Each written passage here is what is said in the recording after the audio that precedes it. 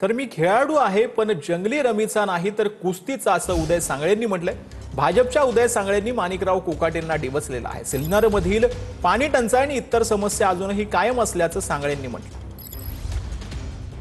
भाऊ मी खेळाडू आहे, खेळाडू म्हणजे मी कुस्तीचा, बाकी याचा नाही हा। तुम्हाला वाटेल मी जंगली रमीचा खेळाडू काय?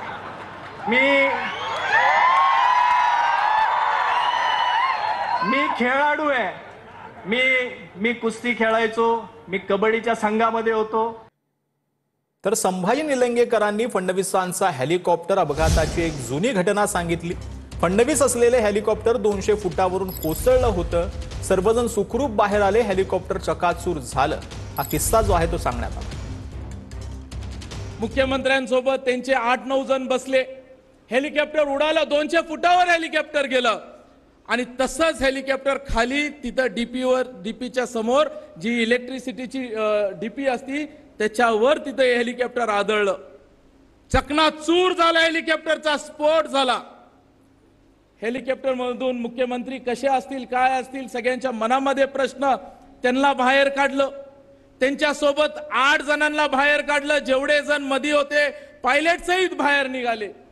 कुणाच्या केसाला देखील धक्का त्या ऍक्सिडेंट मध्ये लागला नाही, हेलिकॉप्टर चकनाचूर झाला।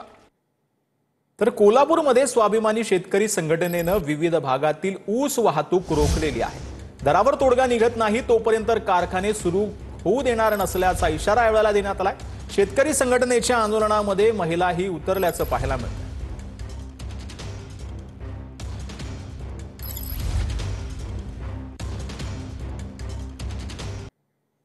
तर वकील असीम सरोदे यांची वकिलीची सनद 3 महिन्यांसाठी निलंबित करण्यात आली आहे।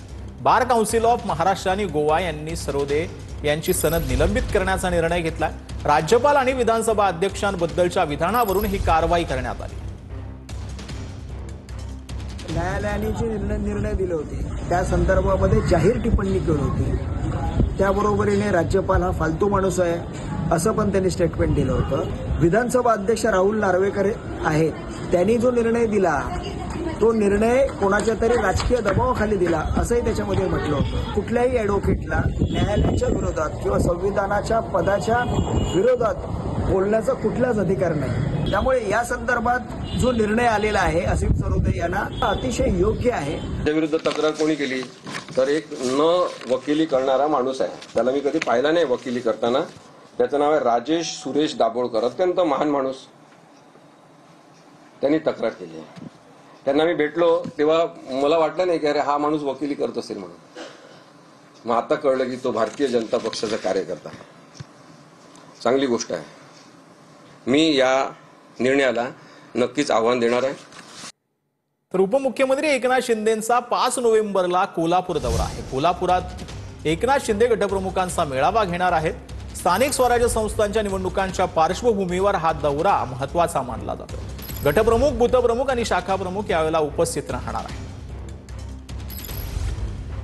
तर कल्याणच्या शहाड पुलावर वळण घेत असताना वाहतूक छोटा टेम्पो पलटल्याची घटना जी आहे ती घडलेली आहे। सुदैवाने टेम्पोतील लहान मुलगा बचावलेला आहे।